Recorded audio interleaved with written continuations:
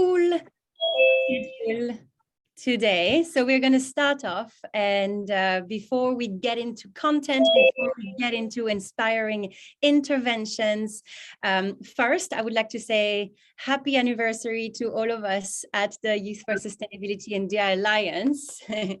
Thank you so much for joining us on this occasion. There are going to be many things that we will hear today. You know, different speakers, all of you YfS India Alliance members. We'll have also Violeta talking about the Alliance and its impact. So I will not take too much time in this introduction, and I will right away go to our first section of the day today. Acharya, can you hear me? We have Acharya with us. Yeah, I can hear you. Yeah, great. We can't see you, Acharya, though. It would be great if you can. Super. Yes. And for good vibes and musical notes, we are going to hear one live song from Acharya, who is a student based in Bhubaneswar, Orissa, who told me he picked up the guitar relatively recently. But I heard you're already very talented, Acharya. So we can't wait to hear from you. Over to you. Yeah. So, hey, I'm Acharya. I'm pursuing my BTech in third year in Swaraj University. So, the song that I'm going to perform today, the name of the song is Alag Ashma by Manish Jain. So, before I sing this song, I would like to brief about this song. This song is about a long distance relationship, be it your family members, your girlfriend, your husband, wife, anybody. So this is a song to give them hope, to give them strength that even though we are far apart, but we are still together and we will make it at the end of the day. So it goes.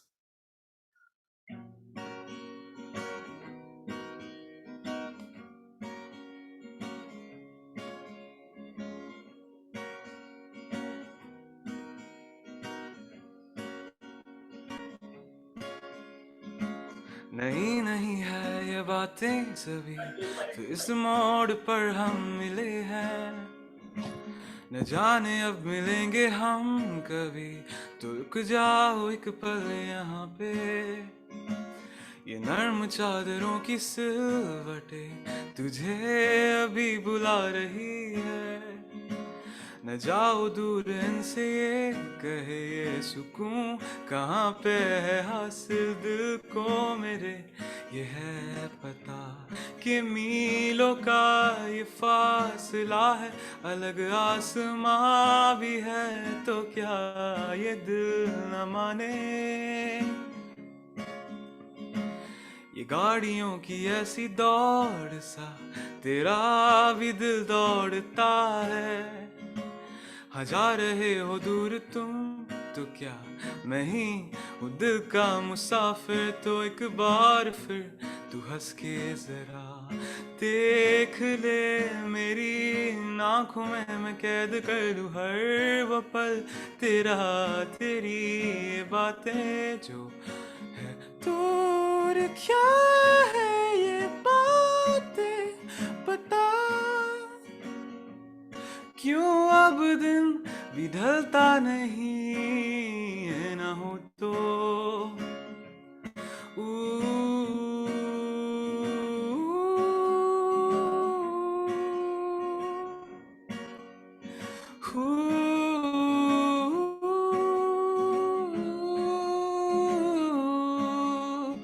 तुम उड़े जा रहे ये आसमां में झुर्कियों से देख वो पहाड़ों को ये छोटे से लगे है कितने बड़े जो सामने दूर जो है खड़े इन्हें भी है हमारी जिंदगियों तितलियों सी छोटी छोटी सी लगे है कितनी बड़ी नहीं जानते है खाली घर तेरा ये चाबियों की गूंज ऐसे तुझे डरा रही तू डरना नहीं मैं हूँ यहीं पर अब अलग आसमां है और है ज़मीं भी कुछ अलग सी पर मिलोगे जब कभी तो देखना तभी मैं कुछ अलग नहीं Thank you, thank you, thank you. Bravo, Acharya. That was such a nice song. Thank you so much. I'm really flattered. For your time. No, no. Is there anything you would like to add before we move on? No, it's okay, it's okay. Thank you so much, Acharya, for the light and sound that you brought to the beginning of this session. Please feel free to stay around with us. We'd love to have you for the remaining of the session. Super. Thanks a lot. Now it is my pleasure to, again, move on with the agenda and to welcome our first keynote of the day, namely Manish Jain. I've had the opportunity to listen to a few of your talks, Manish, already in the past through different events related especially to Learning Planet. One of the ecosystem partners of the Alliance, by the way. Manish is the co-founder of Complexity University, Swaraj University, Ecoversities Alliance, and many more initiatives on his plate, and from his brilliant creative ideas and vision. Manish, we really look forward to hearing from you for the next few minutes. Over. Thank you so much for being with us. Thank you, Pauline. Salam namaste to everyone. Before I start, I would like to invite everybody to put your hands in the air. Can you see me or no? Can you see me? Not yet. Can you see me? Yes. Put your hands up in the air. Wave your fingers a little bit. Start rubbing your hands. Get it all heated up. And I want to send you lots of blessings and appreciations to everyone for all the wonderful work you're doing, for all the dedication and service for the well-being of all life on the planet. So just very, very deep appreciation and gratitude to you all. So I thought I would share a little bit of my journey with everyone to get a sense of my it's almost now 52-year journey on this planet, trying to in deep service and very committed to sustainability, and how I got here and how we've experimented over the years with it. So let me start out and say I was when I was 2 years old, I was kidnapped and taken to America, kidnapped by the American dream, which was, consumerism. When I was growing up, the mantra at that time was greed is good, greed can save the world. And this is kind of, I grew up in the suburbs of Chicago. And when I was growing up, I really a few things were quite interesting there. One is, there was a period of the thing we were told all the time was recycle, recycle, recycle. And this was in the 70s and 80s, recycling had come out. Nobody ever told us that where that things that we're recycling are going. We didn't know that majority of that will end up in the oceans and then there was a huge drive in that time to clean up a lot of the polluting industries. Again, nobody told us that those were being moved from the suburbs to third world countries and things like that. And so this question of where do the products I use, where do they come from, and where do they go once they, when we throw them away? These questions were never part of the education process that I had growing up. And we seemed that everything was very, the ultimate life was to live in the suburbs. And somehow we didn't know, how much ecological damage was happening to create that lifestyle. As I grew up, I had always this idea that I wanted to serve. Somehow I ended up, my first job was on Wall Street as an investment banker. I don't know if Pauline even knows this, but when I was there, two things that really struck me. One is I was 22 years old. On a very personal level, I was experiencing all kinds of things, like 5-star hotels, and the ultimate luxurious life was going on. And one day when I was 22 or 23, I woke up and I had a little baby Buddha enlightenment moment. And I started questioning, what is this all about? What is this really giving me happiness? Why am I doing this? And my own journey from there started to take a very different turn. I decided that I didn't want to do this and I would get out. And the other thing that I was seeing in the work I was doing was that there was this whole, kind of almost um, blind following to unlimited economic growth. Anything at growth and profit was like at the bottom line of the financial system. And you could have all the nice words around it, but ultimately it was that growth had to continue. And so I had a lot of questions, but I decided to leave that. Um, and I wanted to go and do something. So I got into United Nations. I started working with UNESCO and UNICEF and World Bank and many of these groups. And when I was there, I started actually, I was working on education because I felt, education is where if we want to change things, we have to change mindsets and things. And I thought, okay, education is a good way. Let us educate the, people who don't understand all of these ideas and things. And I started actually feeling at that time that maybe education wasn't the solution, but maybe education was part of the problem. The problem being that, the kind of schooling that we were receiving was actually, in a sense, cutting us off in many ways, disconnecting us from life, very much deeply cutting us off from ourselves. Who am I? Why am I here? All of these deeper questions we never get to ask in our education system. And a sense almost like this sense of manufacturing this continuous thing. I need to buy stuff. I need to wear, wear these clothes or buy, get this stuff to show that I'm somebody, that I have value in the world, or my bank account is going to measure. So this whole sense of self, actually, who am I really, and what is my value as a human being, and why am I here? Those questions I felt our education system never let us ask. And maybe by I started thinking maybe this is on purpose, because if you want good consumers, then you don't want to ask people asking these questions, of like, why am I here, or what makes me happy, really what makes me truly happy, or what's good for my well-being. All of these things were missing.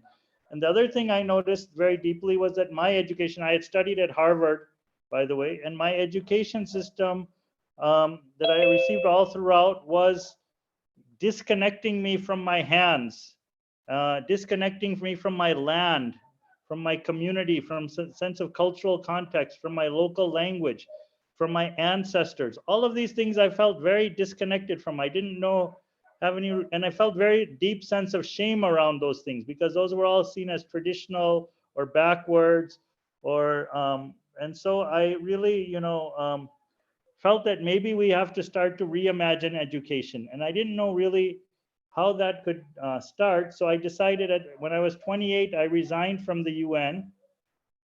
And I just decided two things. I met my wife, and first thing I told her was, when we have children, I'm not going to send them to school. I want them to grow in a very different kind of education and things. And the second thing is we decided to go back to my village, to Udaipur, where near our village, and to enroll ourselves in what we called our illiterate grandmother's university. And so we thought, let us try to understand, when I thought about it, I knew so many people who were great at giving speeches about environment and sustainability and all that, but the practices were always lacking, the walking of the talk. And I saw my grandmother, she would never give a speech about anything, but she was the most conscious about water or about upcycling, or she never wasted anything. And so I said, let me try to actually go and connect to this spirit in a very different way, because one of my frustrations when I was in the UN was there'd be all these fancy conferences about environmental education and this, but the entire conference, there was plastic being used, there was people flying everywhere, and we were not like living and creating the kind of world that we really were talking about. And so that was really my commitment when I came back to India, is let me start to see if we can not just talk about it in theory or policy or whatever, but actually create these things on the ground. And that was, about 24 years ago, we moved back and we started learning from my grandmother. And I started, I said, what am I good at? said, and it was a very shocking thing. Oh, I'm very good at, making PowerPoint presentations and very good at making Excel documents. But if this system ever collapses, what will I know how to do? How will I survive? So from my grandmother and many other village people, I started learning organic farming and how to grow my own food. I started learning how eco architecture, using mud in adobe building, cob building. Started learning again about traditional wild foods, how to cook with slow cooking. We started learning about how to use charka and spinning our own clothes. So I went through this very deep, intense process of, connecting. And what happened was I started to see there's a very deep need for us to reconnect to our traditional knowledge and indigenous wisdom if we want to find a way out of the kinds of crisis we're in today. So that was a very big part. And our work then was how it translated into work was then, we started an alternative university called Swaraj University.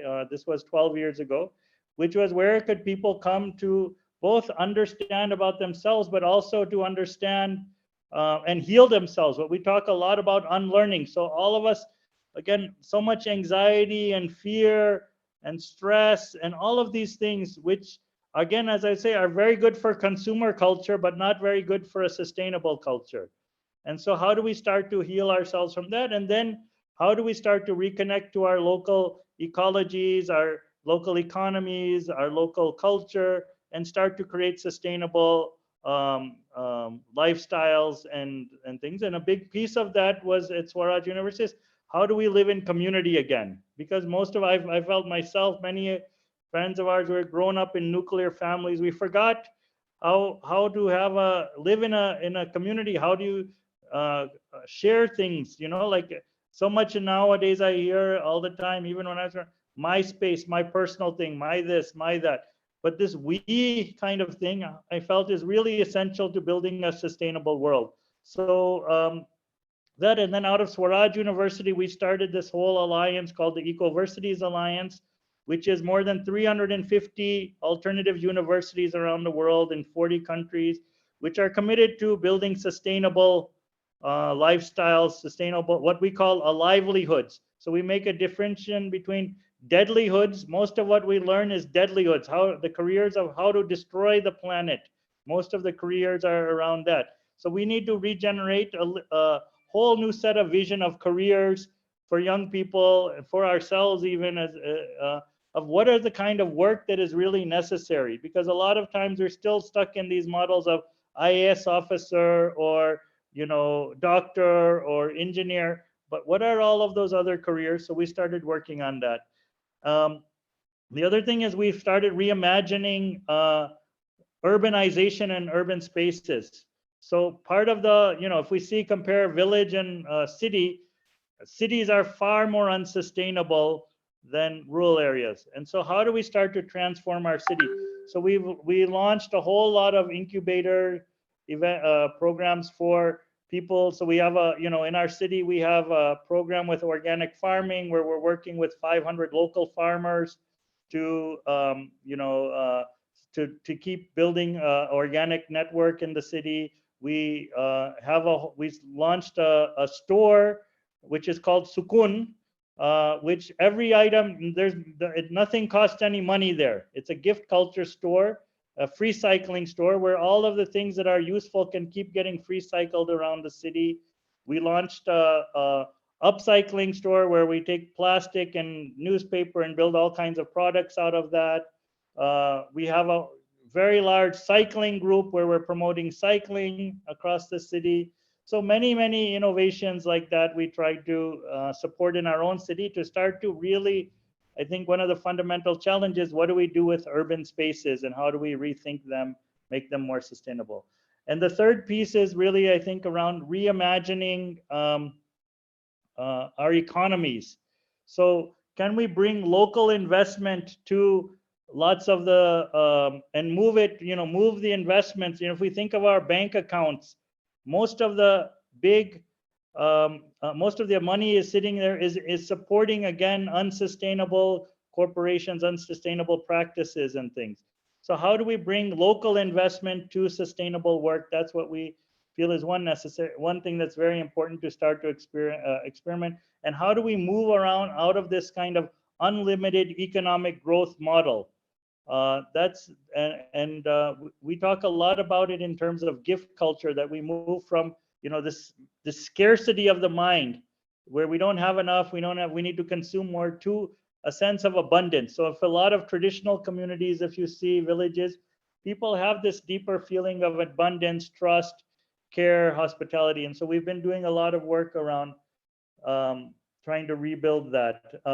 And I just wanted to say a couple of things about the SDGs, and particularly in this idea of reimagining, in the spirit of reimagining. So there's two concerns that I've had and I've voiced over the years. One is that, you know, the SDGs are very important to name a certain set of problems, or what I call symptoms in the world. But as we're working on them, and they're a good starting point for starting to work, but I would invite you to really keep asking the question, what is at the root of this problem? You know, is it our economic systems that we've created? Is it capitalism? Is it the money system? Is it global corporations, or the decision-making structures we have, the power structure? So how can we keep asking this question and bring this into the SDG frameworks? I think that will, because otherwise we'll just be trying to put, you know, bandages on a lot of wounds, but we're not really dealing with the core crises and what's required in that. And the second thing I would just say is, there's a fine print, which, you know, if you read the fine print, there's one thing that really concerns me, which is it's saying shift more towards public-private partnerships.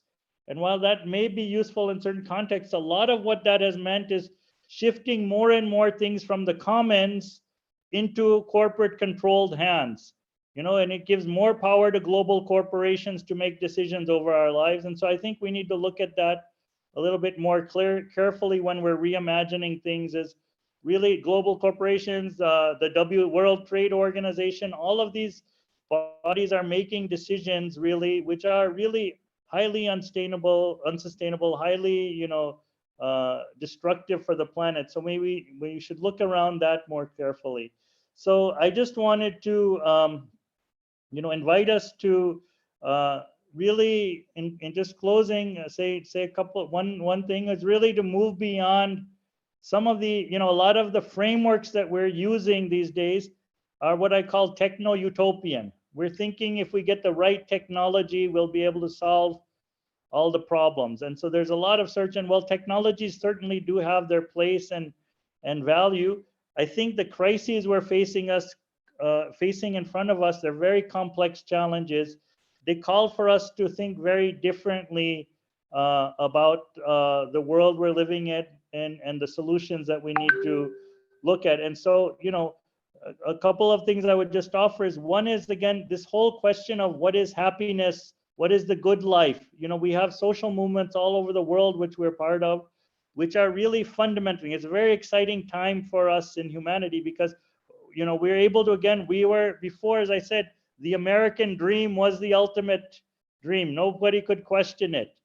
But now, again, this question, you know, tiny Bhutan raised this question, that really, is it, if we do all of this, will we really be happy? So I think there's a really exciting time for really questioning what is the good life and what is development and happiness. The second thing is just to question, you know, the money system. Like, what is backing the money system? Can we start to think of alternatives to the money system? Can we build, you know, we just celebrated Diwali. So one of the things I wrote about was, what is Lakshmi? What is real Lakshmi? What is real wealth in our lives? Let's talk about what is giving us real wealth, and how do we regenerate that? And then the third thing I would just offer is, let us maybe think of frameworks that decenter us from a human-centric framework. How do we reconnect to the wisdom of the forest, the wisdom of the rivers, wisdom of the oceans, the wisdom of the mountains? If we can bring that into our thinking. At one point I was writing about, you know, let's start to talk about cow-friendly cities. You know, what if we started to redesign the entire city from the perspective of cows and animals, and try to see what would an urban design be based on with that perspective. So I think there's a lot of things. What I'm saying is that young people I just feel have a tremendous role to play, and that obviously is the creative energy. But I think in terms of asking deeper questions to the older generations about why is this happening, what's at the roots, and also bringing this energy of reimagining. We can reimagine our systems. We can really, there was this term that was stuck with us from the 80s, TINA, there is no alternative. But I think the world we're living in today is really shaking that. And there's a new space to reimagine the systems that we have. And so I really invite you to continue doing all the great work and the beautiful work you're doing, and really grateful to meet you all today. Thank you so much. Thank you so much, Manish, for your invitation to go deeper in, in questioning and reinventing the realities that we maybe have been educated in or raised up with. And this really opens up to core topics of the Alliance, obviously focusing on SDG 12 and SDG 13. Thank you so much, Manish. Please keep along with us and enjoy the session as well with us. As I am introducing our next and second keynote speaker, we have Sarika Panda Bhatt with us. Hi, Sarika.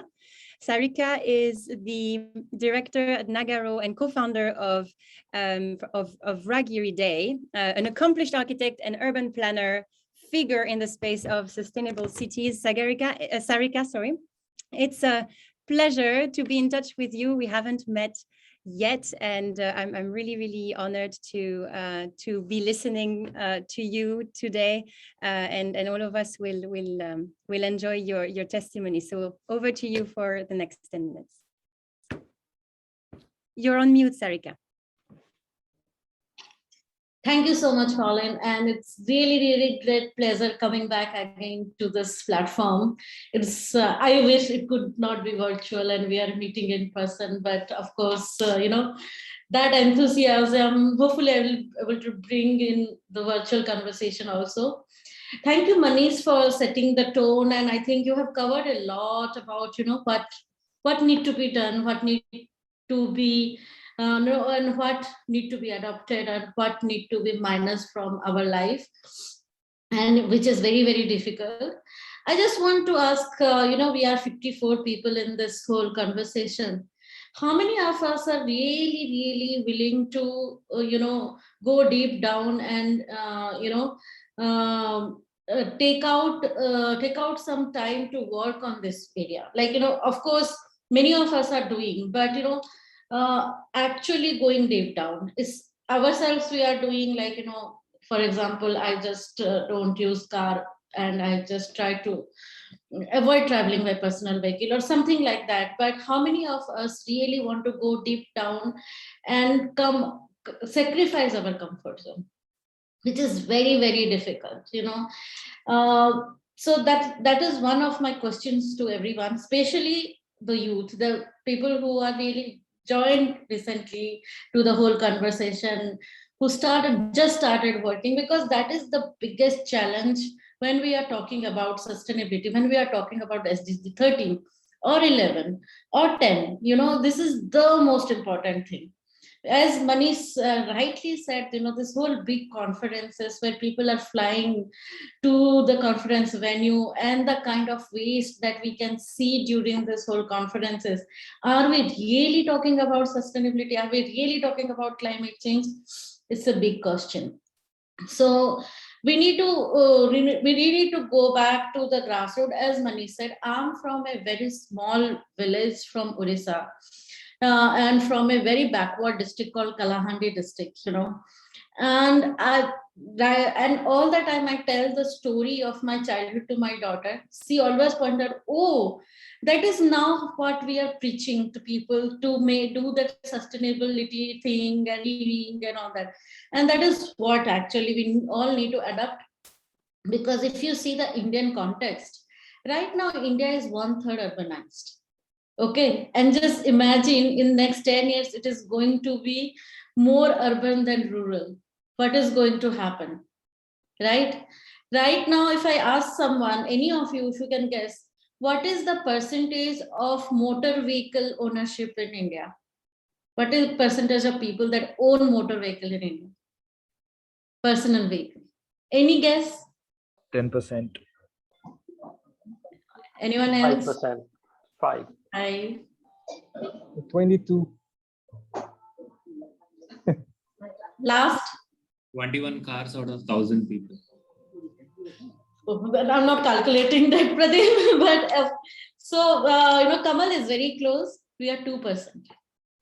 Can you imagine, in this 2% of the people we are building our roads? Like if you see the road, 98% of the road is for this 2%, right? Imagine 98% people owning vehicle. What is going to happen to this earth? Or to this country, or to the city I'm living, which is the most polluted city in the world. I'm from Gurgaon, and it is the most polluted. In Gurgaon also, only 10% people own cars. But see, the road space, the highways, building more and more roads for this 10% people. Instead of, that we are focusing on that other 90% who are walking, cycling, or using public transport system. So to basically create this awareness, because whenever we have asked people, how many percentage of people, own car in Gurgaon, everybody will say 90%, 80%. Nobody say below that. Because what we see in our streets, 1% or 2% people sitting in one big vehicle and occupying that road space. But when in that same space, 20 people walking, they are not visible, because they are not occupying that kind of space a vehicle is, occupying. So to create this awareness, not just within the citizens group, but with the decision maker also, we created this platform called Raahgiri. Okay. And from there, we started this whole car-free day Sundays, which is called Raahgiri Day, 8 years back. Last week, we completed our 8th anniversary, and we celebrated it in Delhi with the Deputy CM, again, reclaim the street for the people. So the whole idea behind organizing Raahgiri Day is, reclaiming the street for people, which is our urban transport guidelines also say that, cities are not for vehicles, it's for people. Even in vehicle or whatever mobility options we are giving it for moving people, okay, from one point to another. If that is not sustainable, then how we are addressing the issue of, air pollution or road traffic deaths? I'm talking about city level, city specific thing, because air pollution right now is the biggest agenda when we are talking about India or NCR. Even, city like Bangalore is becoming polluted now. Forget about, North India, but city like Bangalore, Mumbai, Pune are becoming polluted, which is to be the paradise of India. And now people are moving out from Bangalore also for the pollution related diseases. So are we moving in a right direction? As again, what Ashish mentioned, the education, I think, creating the damages. I don't think it's the education, but the right or wrong education. What is the right education? What is the right infrastructure, and what is the wrong infrastructure? That is one important thing.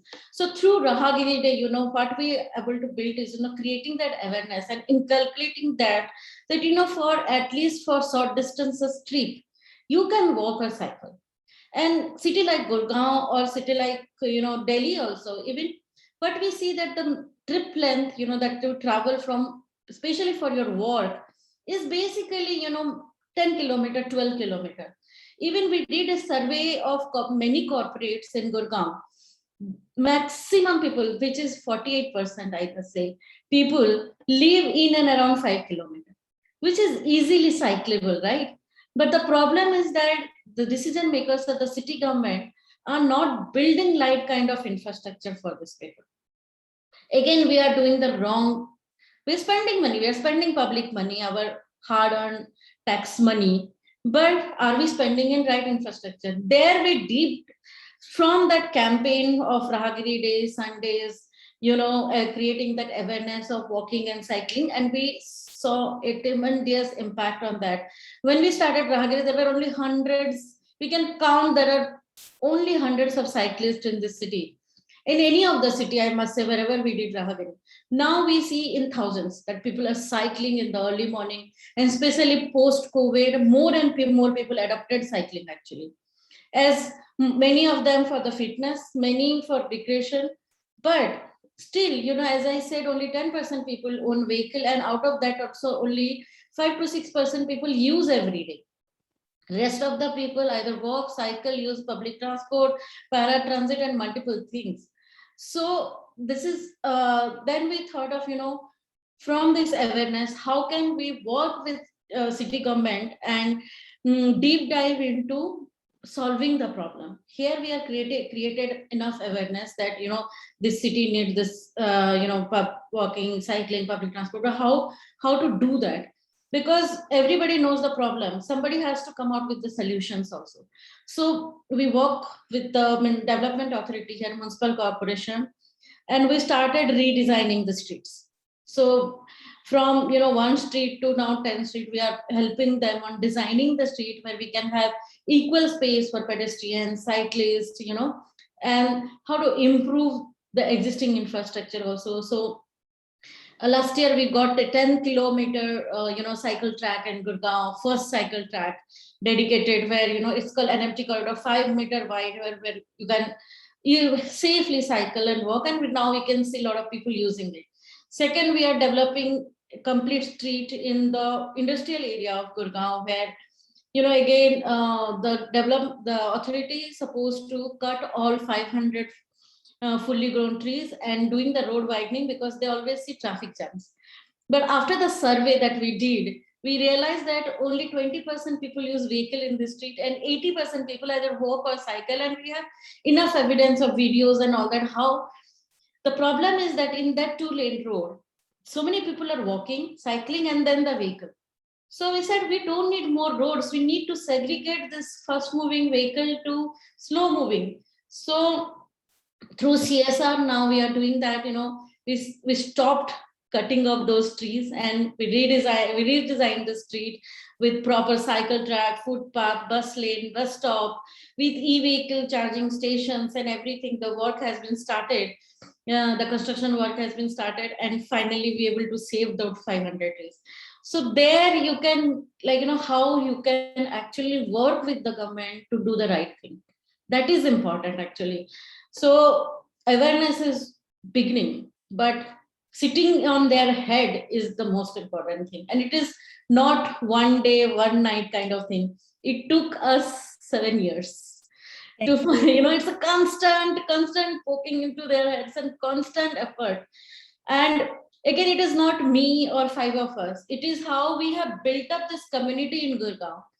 Lord, like we have this corporate leaders, who are talking about it. The NASCOM who is talking about it, the CIA who is talking about it, that, we need footpath, cycle track. And the other civic society groups, schools, with education institute, which are very, very important stakeholders of the city. When the children speaks about the problems, then many people hear it, including the parents. Otherwise, if you can go and convince your parents or any of this, Gurgaon is a rich city, in terms of that, even, we are competing with Mumbai for our GDP also. So here people don't want to leave their comfort zone. And that's what one of the senior officers also said when we went to him to start Raahgiri Day. He said, if you give opportunity to people in Gurgaon, they will take their vehicle till their bedroom, which is somehow true. Nobody wants to leave their comfort zone. And when we were talking, you should start cycling, walking, nobody was listening. But when we engage this, students, the youth of the city, and I think many of the participants are, the students and the youth of our country. So, this is what my message is, you are the movers and shakers of this country.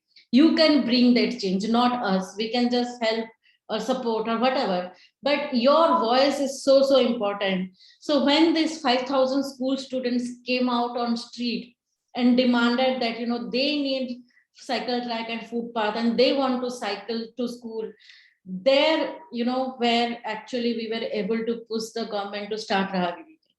And from there till here, it's unstoppable, where actually people again and again voicing about it. Thank you so much for sharing this with us. I think, from what you said, we can remember. I liked what you said on, you have to sit on the heads of of the accountable people out there, and also your message to the youth. There are a lot of young change makers on this call today. This was one of our requests for each and every member organization to come in with the young change makers of their networks, and the fact that Manish also mentioned this earlier.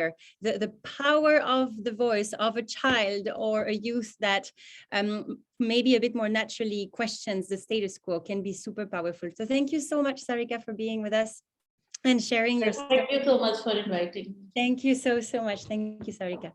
Moving on to the next section, I'm going to invite our super Violeta to speak a bit more about the Alliance, what we've been doing for the past year, kind of taking stock of what has been done, the impact of the Alliance moving forward. Violeta, over to you for a few minutes.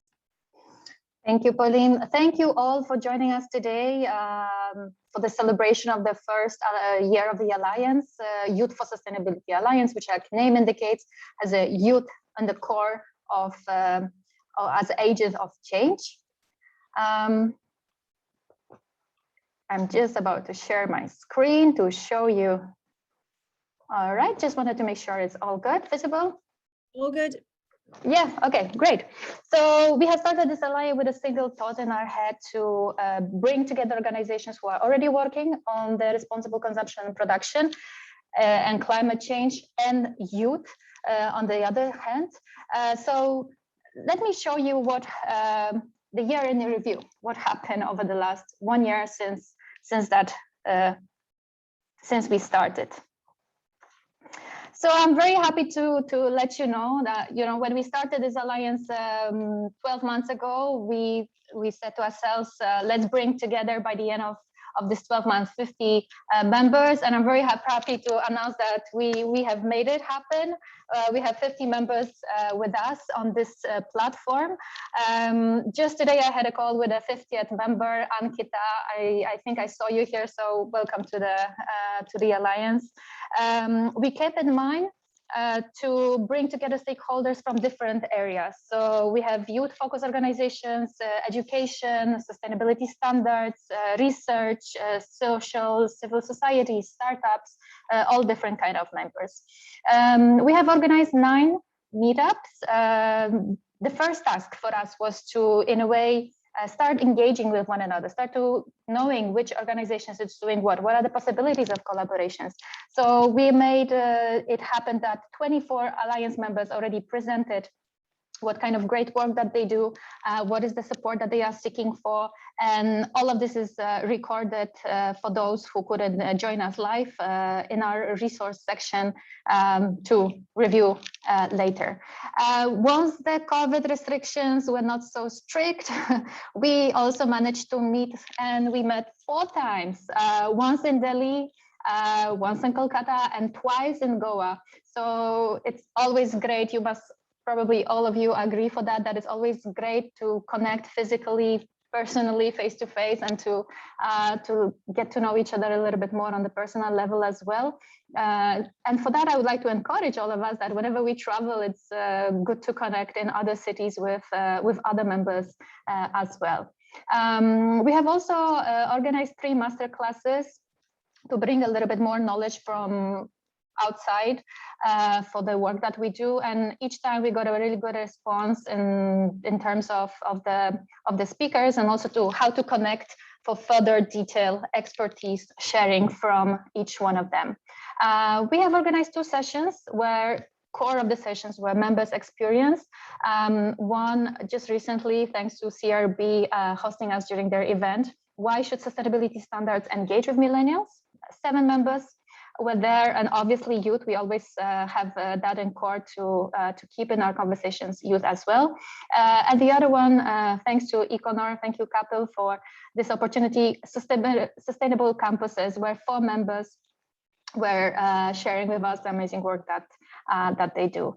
Other 8 events were organized, like public consultation last year, the launch, the website launch, but also we were representing Alliance and talking about members and what kind of work we do in 4 other different forums. In total, 26 different events, sessions, just in the first year. And as a result, a lot of collaboration happened. These are just images of the collaboration that required images or design or a graphic, but a lot was and is happening underneath that the graphics are not able to express. So some of the members are applying together for some grants, organizing different events, researchers, doing work on the ground in their local communities. So a lot of different things is happening there. We launched our website just 3 months ago, and just within the 3 months, we already had 3,700 visits with more than 800 unique users. And obviously the most popular are career and initiatives, where we already promoted 73 different kind of internships, voluntary opportunities, fellowships, job offers, you name it, and different initiatives from members, sessions, events on the ground, initiatives, anything that would involve participation also from youth side. On our social media, the followership that we gain is 760 on LinkedIn, on Facebook, more than 300, on Instagram, more than 200, Twitter, less popular, 56 followership.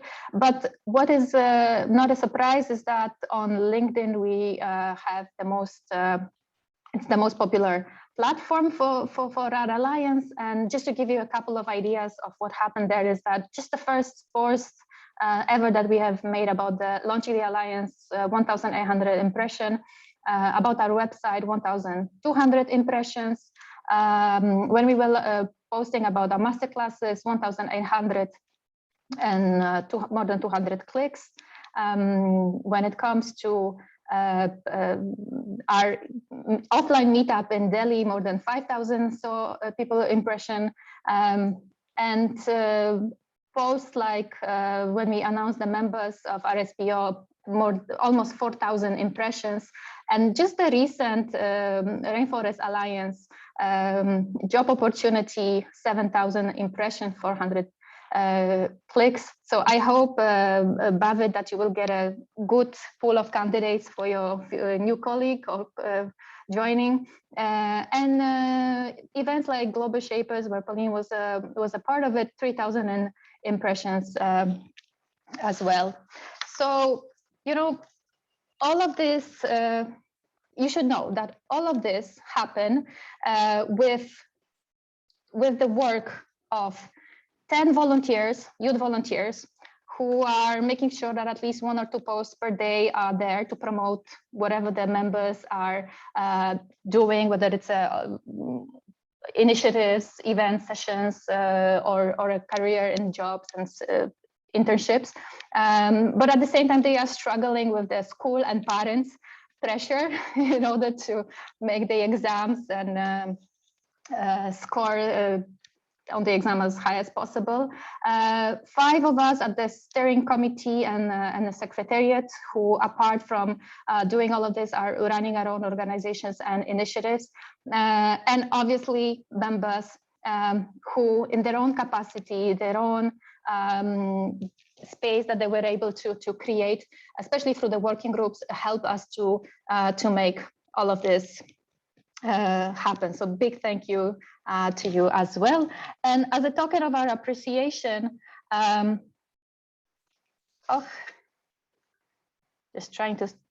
a token of our appreciation and celebration, today, Human Circle Foundation and as a steering committee and secretary would like to plant 50 trees for 50 members. So for each member, 1 tree in Odisha with the help of volunteers from Youth for Sustainability clubs who are there. So thank you so much, all of you, and over to you, Pauline. Thank you, Violeta. It feels really nice to see the efforts that everyone here as a decentralized alliance has put in, bear fruit in a way just after a few months. Thank you, Violeta, for putting it so clearly, and congratulations to everyone. So heartwarming and very grateful again to be with all of you. Moving on to last but not the least section of the day, giving voices and space to all of you organizational members and the young change makers that have come along with you. So at the Alliance, I think we kind of like challenges, right? We're running slightly late, which means that the very little slots that each and every one of you have will need to be respected even more. So keep this in mind as a challenge. You each have 1 minute to get your key unique message across.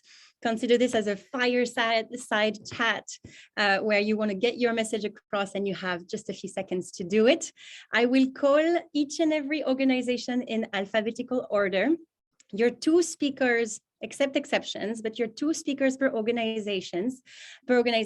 I will let you follow one after the other, proactively speaking. So the first representative of the organization can call the young change maker just after yourself. All right. And then, okay, don't hesitate to also use the chat for any other information, link, documents that you would like to link on the chat. We will keep track of this and we will follow up in an email with all of these extra information that you will give. On our end, we will share all of the websites of all of the organizations that are going to be mentioned on the chat for your reference. But of course, this is in the shared drive anyway, that you all have access to as members of the Alliance. So first to go, my dear friend, Ajay, followed by Pradeep Karuturi. Ajay, over to you for 1 minute. Do we have Ajay here? Oh, he's left. I saw his name earlier. Okay, Pradeep, are you here? Yeah, hi, I'm here. Great. Yes, over to you. Great. Thanks for this opportunity. So I've been working in the space of climate action for the past 8 years, and I'm also on an expedition to Antarctica in 2016. So I'm working in Visakhapatnam, a tribal belt in the Eastern Ghats. I work with indigenous tribal community called Kodu. So working to amplify their voices with government bodies, trying to get their government benefits assured so that they can protect the rich biodiversity in the forest. So I've been working with 500 tribal groups there. And I'm myself a long distance cyclist, so always promoting cycle to work. So anything on government advocacy, policy related, or working with grassroots communities, happy to help and happy to coordinate. Thanks for the opportunity. Oof, thank you so much, Pradeep, for these insights, and thank you for respecting the time as well. Let's move on. Thank you again. We have Arts Forward. My dear Paramita, are you around? I am. How are you? Over to you. Very good, Pauline, and congratulations to the Alliance for making it to the first year and for all the work that all of you are doing and all of us are doing. So to go at high speed, because we need to finish, Arts Forward, as the name shows you, works in the arts. And this year we did a project called Home Truths in June, where we wanted to ask questions and have conversations. So we had a curated creative advocacy campaign that brought together experts from across industries, and we spoke about depleting forests, endangered wildlife, sustainable sourcing, cooking, packaging of food, slow and ethical fashion, conscious brand choices, and what exactly could be the role of artists in these times to constantly move and excite people, to think of not sustainability as a large thing, but to break it down into smaller things and find it easier to handle and work with. Having said that, I want to introduce my mentee and friend, Disha Das, who runs an organization called the Art and Fleet Project. And they have been doing some very exciting work to make sustainable choices cool and fun. So over to you, Disha. Hi everyone, I hope I'm audible. I have very less Right. time. Yeah. And yeah, thank you ma'am for the introduction. I'm Disha, I'm co-founder director of Art and Free Project. And like she said, we are a creative incubator, and we're also working towards instilling conscious consumerism. So a lot of our work revolves around fashion, the fashion industry, and it's not alien to us that the industry is super unethical. And you know, growing up, I've always felt that so many of us like clothes, and we're always putting so much of thought into what we are going to wear, like what looks good with what. So why not be a little more responsible and ask ourselves, okay, where is this top coming from, where is this garment coming from, who is making them? So I curate flea markets, festivals with artists who are upcycling, recycling, making capsule collections, making trans-seasonal clothes. And I personally feel that trans-seasonal clothing is such a statement, because like going in the direction that we won't have much seasons to begin with if we don't stop doing what we are doing to the environment. Absolutely. So that's a part of our work. And also it gives me so much joy and pride to say that the guests who are returning to an Art and Free event, they are getting wiser, in the sense that they will ask, okay, this top is made from hemp, but are you sourcing this hemp from China? But they are not sourcing the hemp from China. That's why they're in the curation. And my co-founders and I, we really get into the backstories of these artists, what they're doing, who's making their products, and we curate flea markets with them. Time is up. Oh, I'm sorry. Thank you so much for the time. I'm leaving my email so that you can get in touch with me. Thank you so much. Disha, brilliant. Thank you, Disha, and thank you, Pauline, and the whole team for this opportunity. Thank you. Next, we have Bhumi Akansha. Are you around? Yes, am I audible? Yes, over to you. Okay, thank you so much, Pauline. So in interest of time, I will only touch upon one initiative of Bhumi, which is its contribution towards SDG 12 and 13. So far, we've been working a lot on environment education for school students. However, with pandemic coming in, we thought, let's take up the challenge and let's have a little bit more fun with how we can innovate the projects. And then, so we decided, like, let's shift the mode from awareness to action. And this time we came up with a project wherein we got children to ideate very local contextual solution for climate change. And this happened in collaboration with Office of Climate Education. And we were so happily surprised to see children not only touching upon the very common perceptible problems like waste and water, but even things like how oceans are getting acidified and we need to act upon it, how sea levels are rising, as in problems which are probably not very visible to these children who are living in India, and the problems could majorly be in the polar regions. So I think that was something which was something we tried new this year, and we were really happy to see the pilot working out so well. With this, I would like to pass on to my youth representative, Vikas, who will share more about what else we have in plan for the next year. Over to you, Vikas. Yeah, thanks, Acharya. So as Akansha already shared, most of our many of our initiatives focus a lot on children, and we think that children are also a very key stakeholders in environmental sustainability. So one of the projects that we are planning to initiate in the next year is setting up a digital library for the students, and this is basically to get all the students the right resources to learn about things related to environmental sustainability, not just SDG 12 and 13, but a lot more than that. And this will contain things like movies, comics, books, and other things that they can research and read about. So my call for action for all the organizations here would be to help us make this a little bigger than what we can. Collaborate with us, reach out to us, and so that we can make this reach out to more and more students. Thanks. Thank you so much, Akanksha and Vikas, for sharing this. We move on to Blue Yard Education with our dear friend Punya, who's also been very active on the YfS clubs front. Punya, over to you.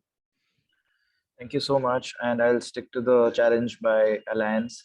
I think I'm just 23 years old, and that defines, and I left my job to begin all these initiatives. And that says why all of us need to work towards this. If I could, then definitely our older generations have to do more, and the upcoming generations have to even do better than that.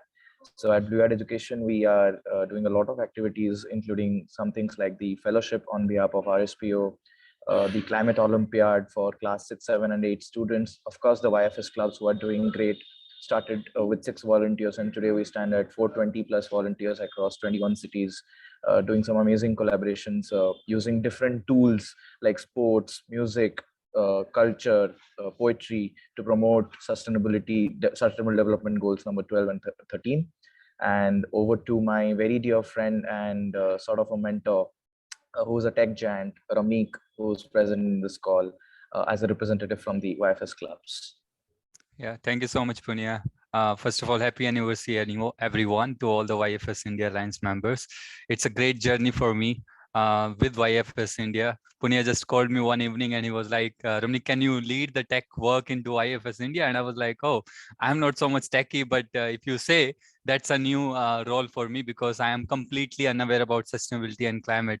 But along the process, I got to know what is the work being done and how the taste of technology can be put into climate and sustainability.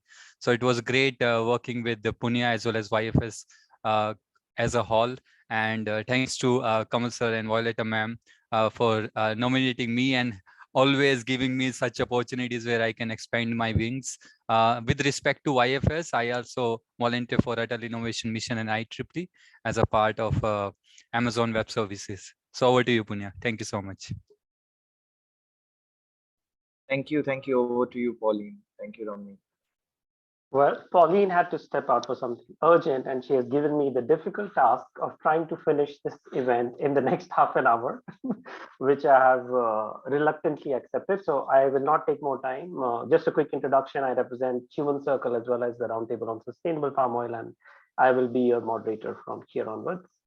Okay, next up we have Center for Environment Education and Enviro Center Foundation. If I could invite Rima to say a few words. Hello, thank you so much. Am I audible? Sorry. Yes, you are audible. Please go ahead. Fine. So happy anniversary to the Alliance. And just to sum it up, we have been, Center for Environment Education is a national institution. We have been doing a lot of work on SDG 12 and 13, just apart from, to make just a small kind of innovative project that we have been doing this year has been part of a global assembly on climate change. So it has been an innovative process that we did, and selecting 18 hubs in India.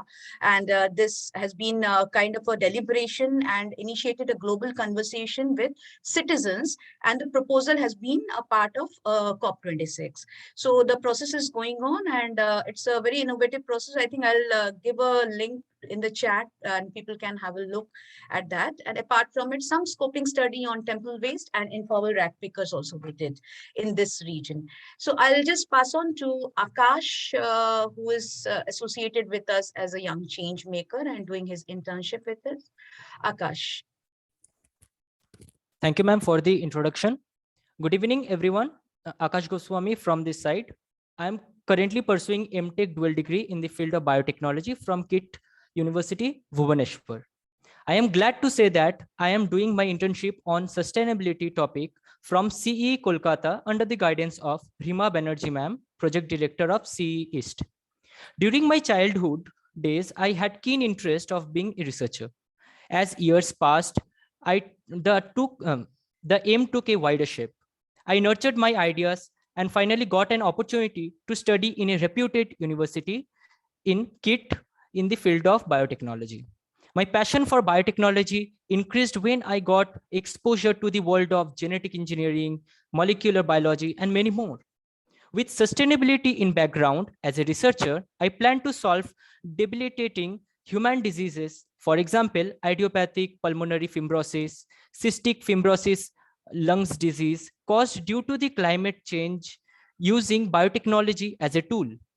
I also dream to guide young researchers to explore biotechnology with sustainability as a career to solve our global problem, that is climate change. Thank you.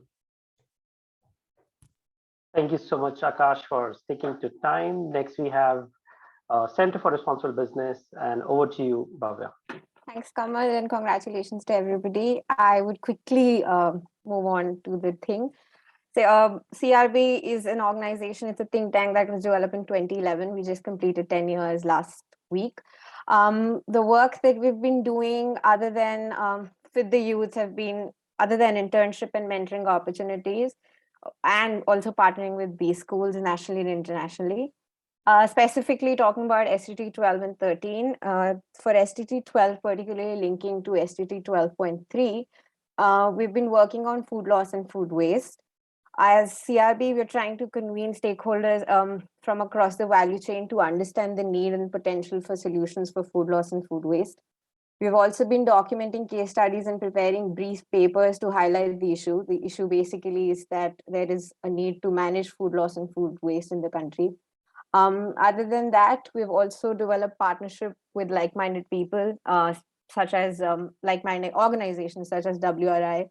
And with them, we're developing a potential roadmap for mapping and managing the food loss that's happening in the country.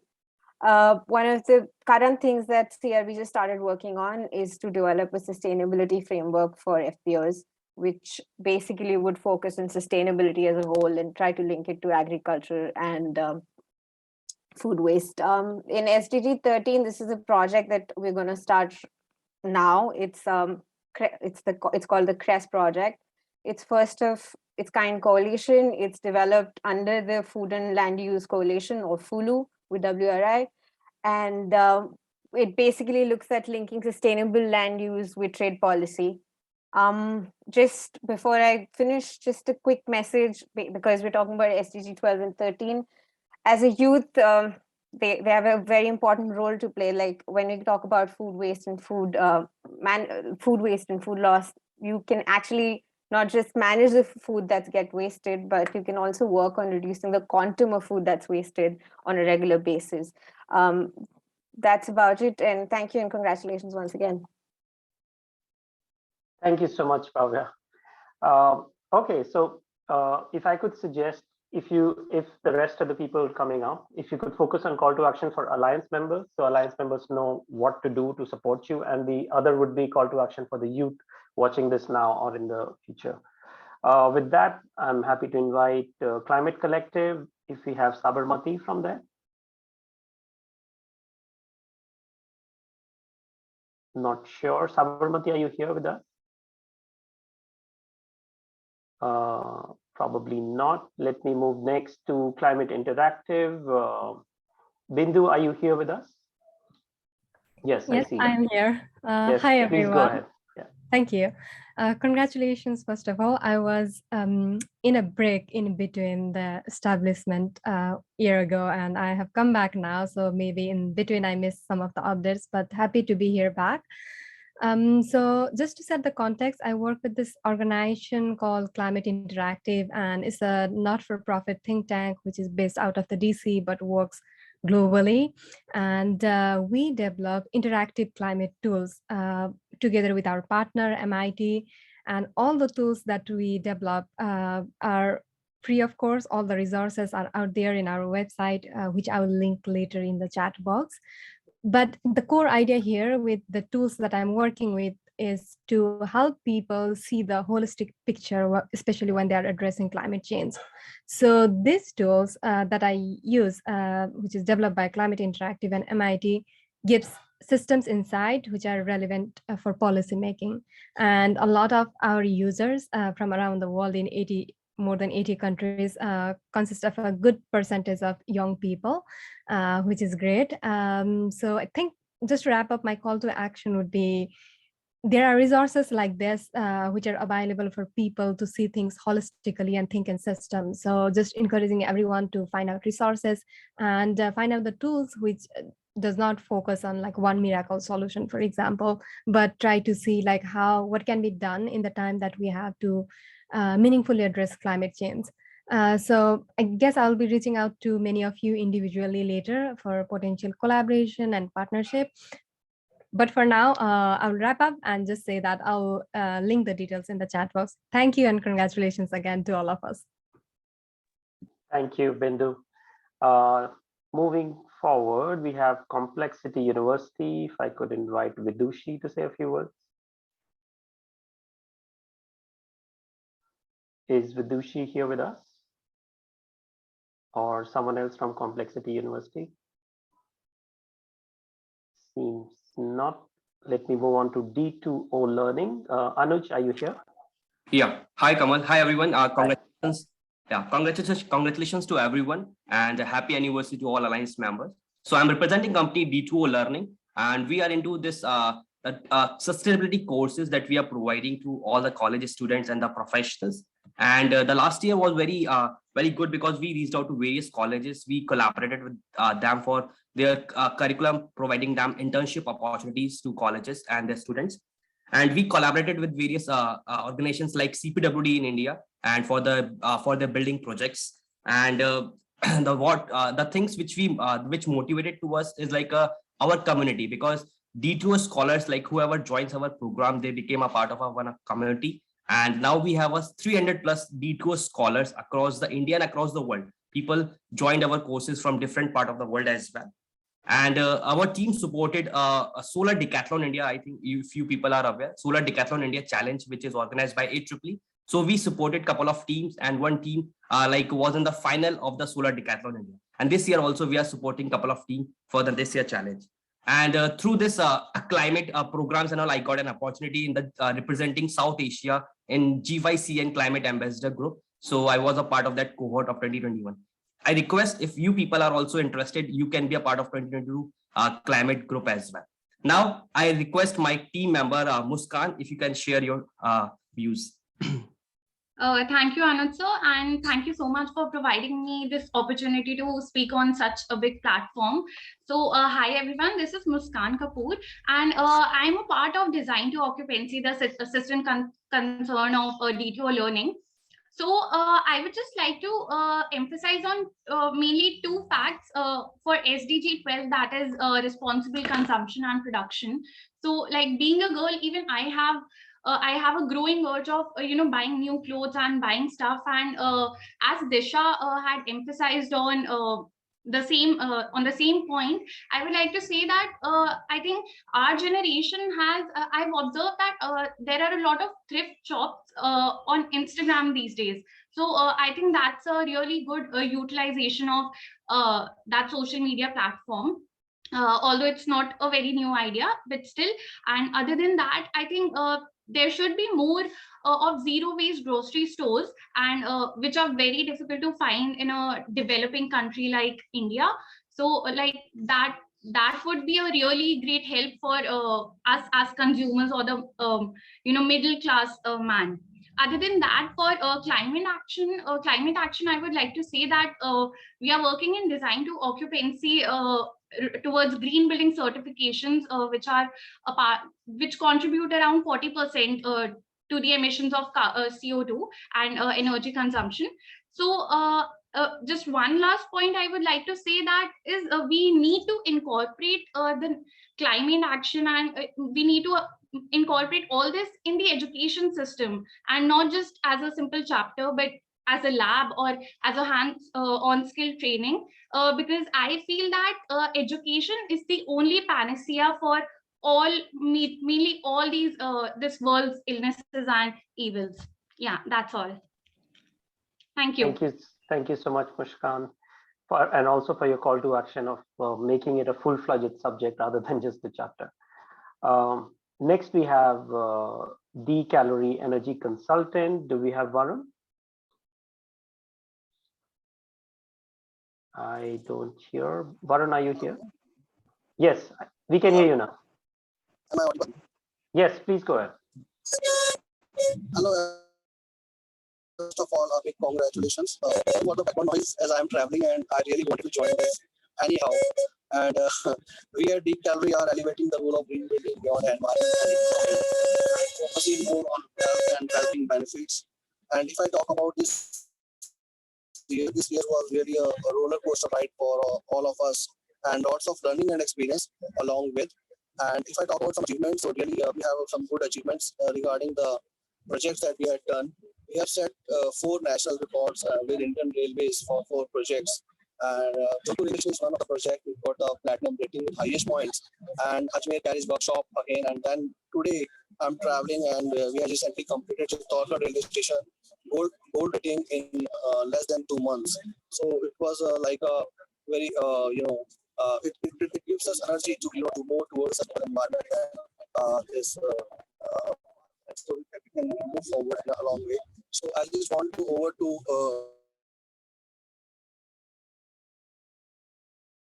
Varun, we are losing you. I think the connection is not so great. Hi, am I audible? Varun? Hi, am I audible?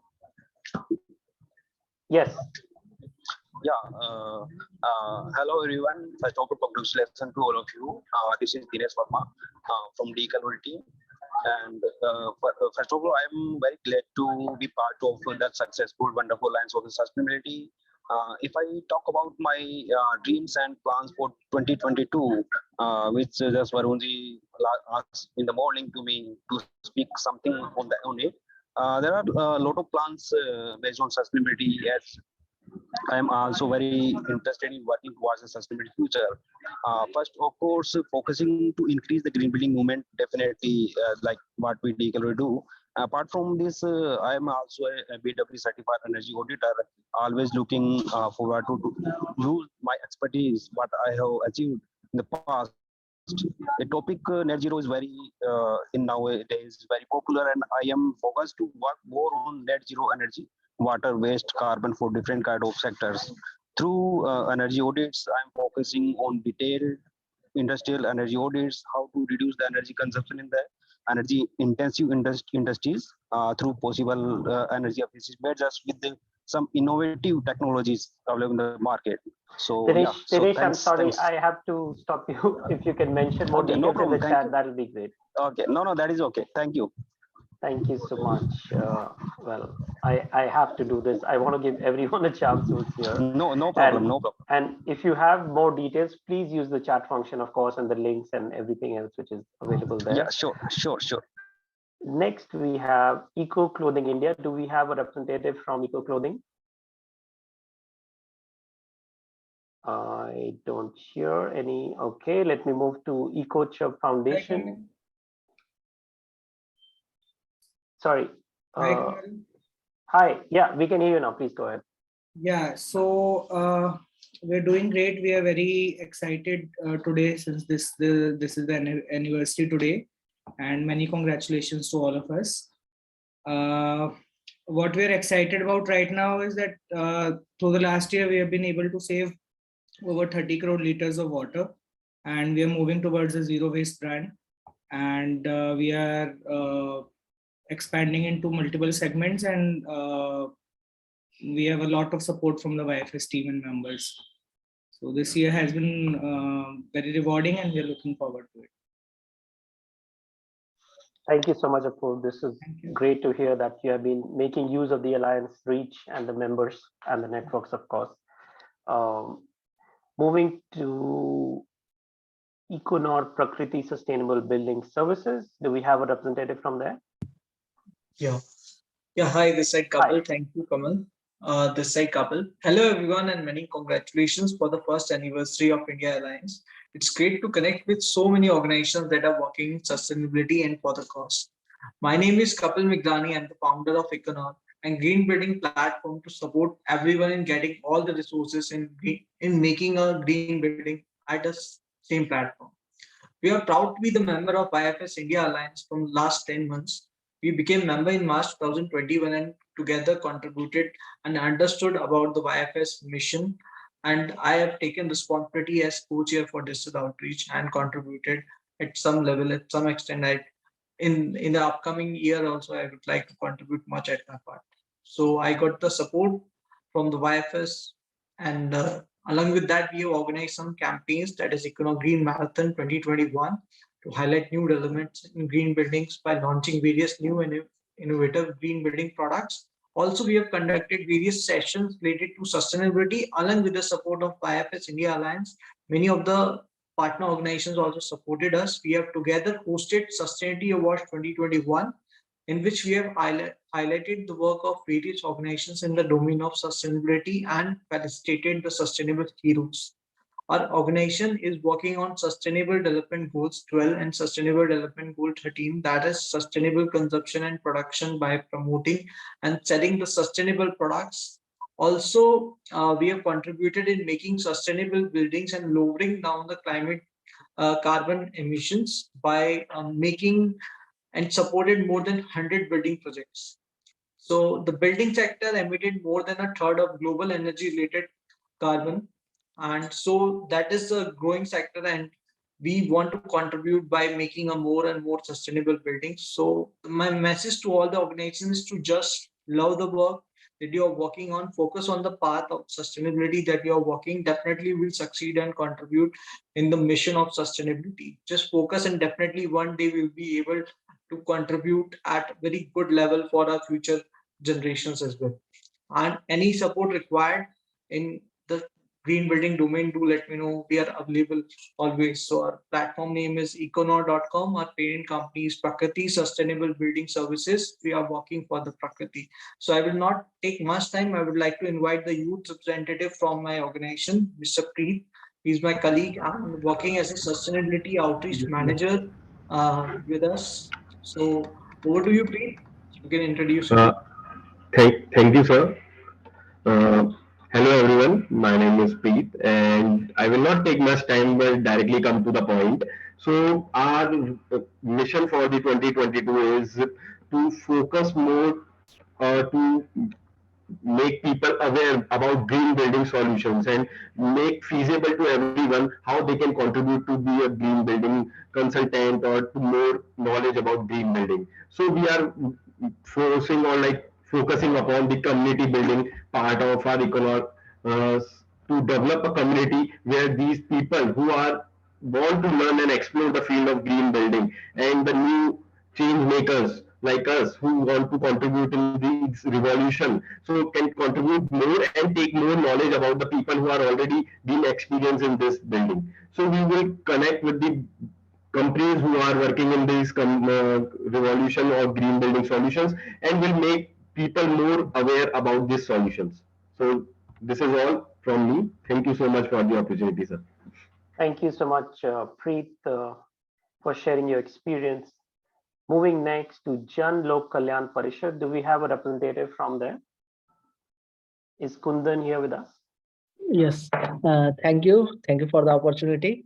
Our organization, Jan Lok Kalyan Parishad, is working in Jharkhand since 1994. We are working with engaging youth and women, young women. Currently, we are working on the SDGs 13 with the support of the Jharkhand government. We are implementing a program, solar water pump system for the farmers, especially because as we know that Jharkhand is a hilly and tribal-based area, and where the more major livelihood opportunity is based on the farming.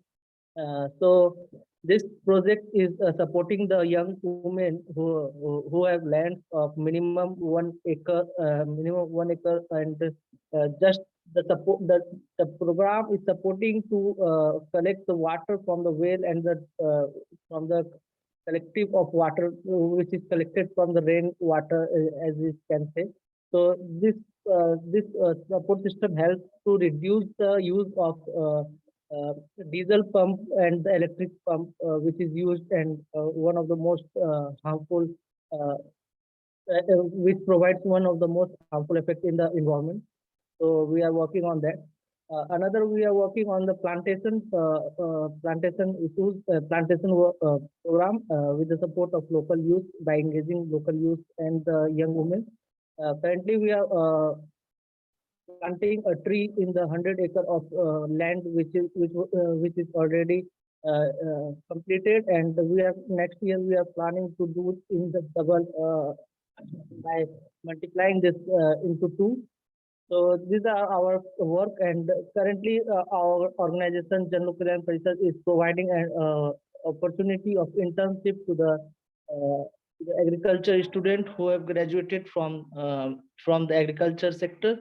So thank you for the opportunity, and congratulations to all our members, especially to the team YfS So that we are 1 year, we have completed 1 year and many more to come. So thank you. Thank you so much, Kundan, for sharing your experience and best wishes. Next, we have Kankura Masat Social Welfare Society. Do we have Sajal with us? Yeah. Hi, good evening, everybody. This is Sajal from KMSWS of South 24 Parganas District. Our organization is purely an implementing organization, and we have a strong bonding relationship with the grassroots level stakeholders.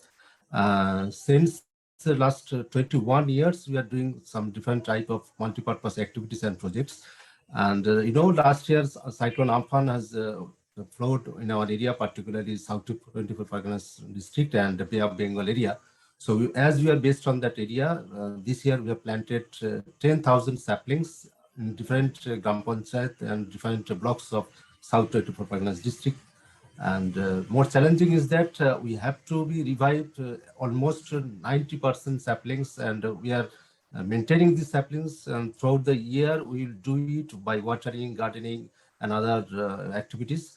And happy to say, and we are proud to say that our planted saplings are growing very healthy, and the scenario before the saplings planting and after the saplings planted is totally changing. And it's a very good project for us, and we will be showcasing other organizations if they come our, and also for the volunteers and the YfS platform members to come show and see the pictures of our area of environment changes and climate changes. So that's all we have, and we have a Miss Rimi Koyal, who's a young change maker from KMSWS. I will invite you, Rimi, to say something about you and your future plans. Over to you, Rimi.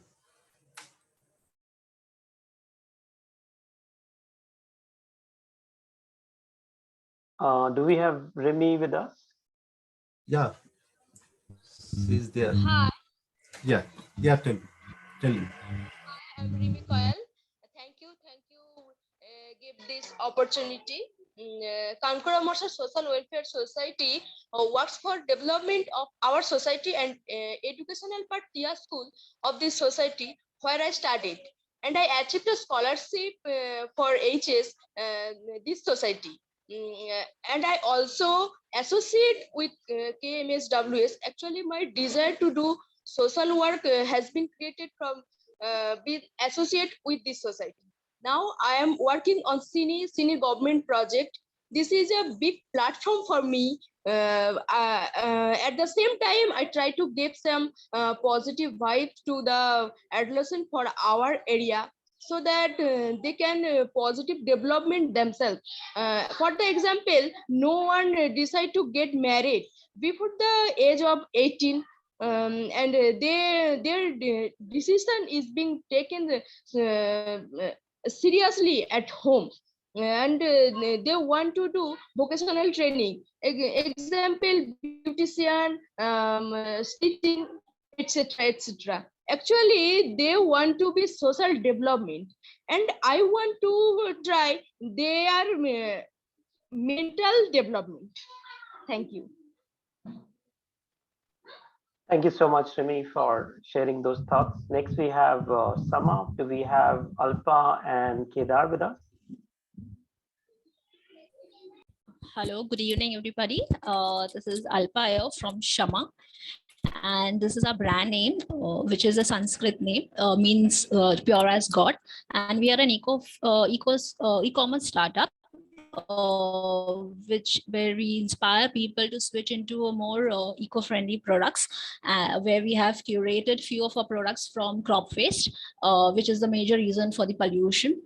So we come up with those products, such products, bamboo products, rice husk products, and we also have curated a few boxes wherein it will be easier for people to switch to a more eco-friendly way of living.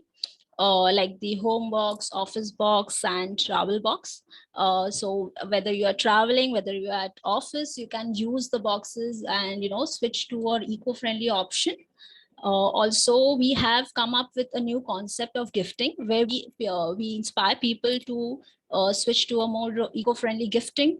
And in that also we have some products which which are made up of bamboos, which are made up of pine needle.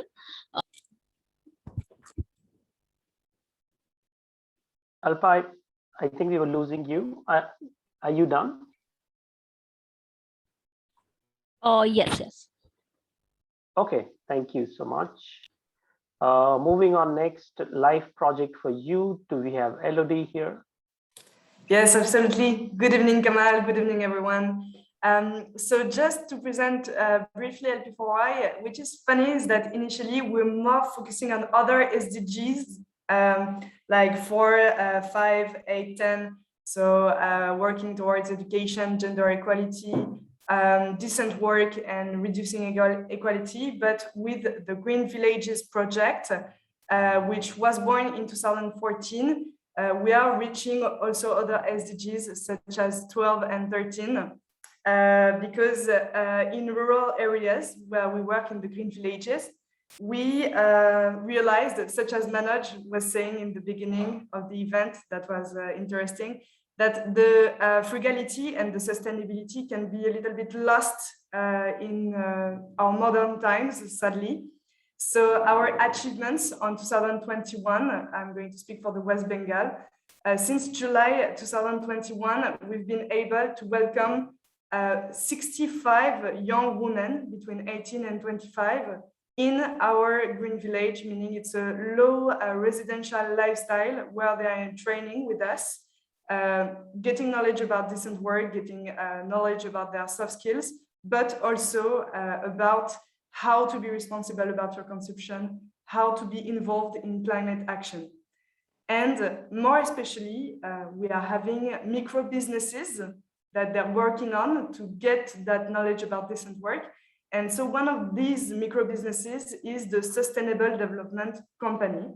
So it's a micro business focusing on the creation of eco-friendly products, of advocacy to the community. And one youth change maker is with me today, Najia. She's from this company, and she's going to share with you a little bit about that. Hello, good evening, everybody. My name is Najia Parveen. I am from Boria North Mill, and I am 19 years old. I have been Green Village LP4Y training for center 1 month now. We have 4 micro companies. My company name is Sustainable Development Company, and my position communication and IT officers. We have 7 members, and we are making products, for example, coconut brooms, coconut ropes, and bioenzyme. And we are sell to others companies. And my dream, I want to be successful and independent woman. One day my family will proud of me. And Green Village West Bengal 2022 plan is a 214 youth to be a company for professional training and job, a getting knowledge about sustainability. Thank you. Thank you so much. And so our call of action is pretty simple, actually. It's just please visit us in the Green Villages, or if you want to inspire them about SDG 12 and 13, please come, please, try to do action with them because they are really loving it. And it's always great to see interaction and good work together with the youth. Thank you so much. Thank you so much, Elodie and Najia. This is amazing. I must tell you, this is already 5:30, but this is more and more inspiring with everyone speaking on the ground level, what everyone is doing. So definitely not going to stop. We're going to continue, and it's a Friday evening, so I don't have anything better to do than to get inspired. So we're just going to continue. Just to check, Makers Asylum, do we have any representative from there? Yes, no, no. Okay, we'll move to MASH project. Do we have Ashish? Yes, I see you, Ashish. Welcome. Firstly, again, congrats to everybody for making the first year anniversary. We're very excited to be part of this alliance. So around Gold and 12 and 13, we've done some work with our fellow alliance members. We'd like to share on that. So we joined hands with the Ecochirp to organize a session during the COP26 around the green careers of youth, and that was very well received, attended. We received some great feedback post session also, and all the panelists were young. One of our MASH community members was in Glasgow during the event, so she hosted live from there. So it was a very exciting collaboration. We also partnered with Earth Day International for a campaign on climate change on one of our other partners on a short video campaign. So yeah, it was a great partnership with fellow Alliance members. At MASH, we also engage with a lot of young people, and one of our young change makers also joined us today, where we amplified the voices of young people. So we ran a special campaign during the COP26 on 12 messages by 12 young leaders, one each day during those 12 days of COP26. So yeah, that was some of the recent stuff that we have done, but very excited to be, all the work that we can do together, and very inspiring work that each one of us has been doing. So looking forward to more collaborations and partnerships. And I would like to now request and invite Niharika, who runs a wonderful initiative on mental health, but she's also a public speaker and a young youth activist, to come and share about her dreams and plans for 2022. Yeah. Thank you so much for a wonderful introduction.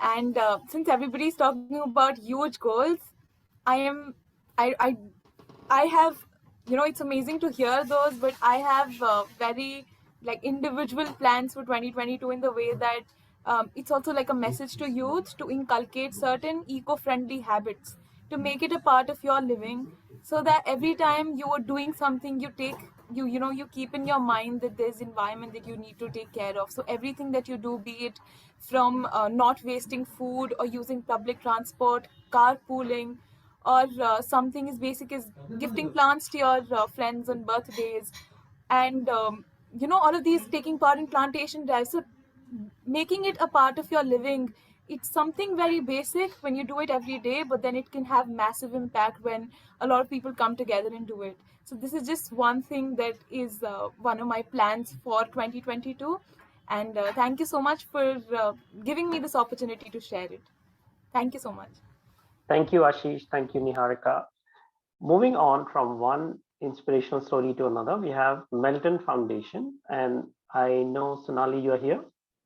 Yes, thank you, Kamal. Happy anniversary to the entire YfS family. Incidentally, at the Melton Foundation, we're also celebrating our 30th anniversary. And what we do is that we're a leading proponent of global citizenship worldwide. And we aim to bring young people, also people across ages and organizations together to collaboratively work on solving some of the most pressing challenges in today's globalized world. So some of the highlights of this last year, even though it has been very challenging, it's also been eye-opening to see how we can rework the way we work as an organization and the impact we have in this virtual space. So we had the privilege to host several events with YfS members, CRB, CEE, Use Solar. Some have been panel discussions. And my favorite events have been these ideation marathons, which we call climathons, which we hosted in Bangalore, Hangzhou, China, and also Temuco in Chile.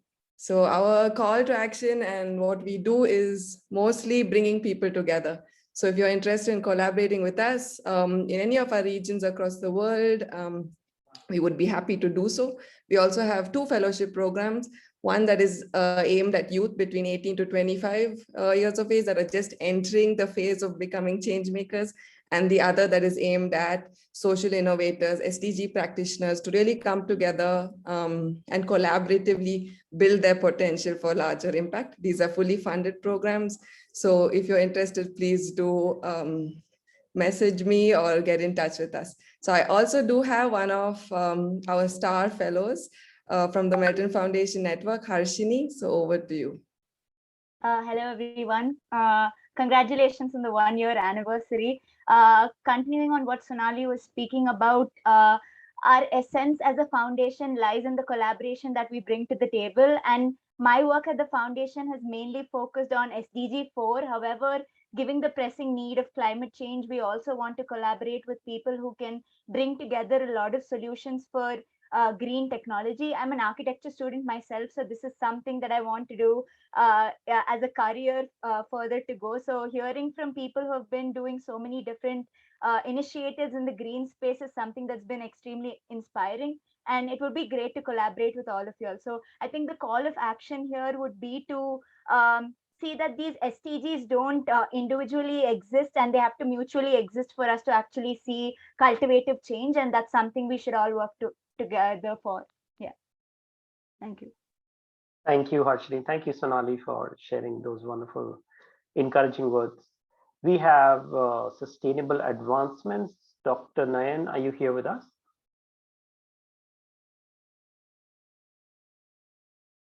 Don't see her, don't hear her. Unfortunately, she's not there. So I'm the team member from Sustainable Yes, Advancement. please go ahead. Yes. Thank you so much. So it's such a pleasure to being here, and thank you so much for happy anniversary to Youth Sustainability Alliance. And so I would like to give a quick introduction of what works actually Sustainable Advancement does. So today I'm just specifically focused on the SDG goal 12 and 13. So as a start over here, so it's a carbon positive company, Sustainable Advancement, which is based in Kolkata. Broadly aims to promote the 5 P's of the Sustainable Development Goals, or the global goals, which is planet, people, planet, prosperity, peace, and partnerships. And this is done through a two-pronged approach, which is advocacy and implementation, that aids in bridging the gap between ideas and actions, communities and businesses, India and the rest of the world, thus bringing about holistic development.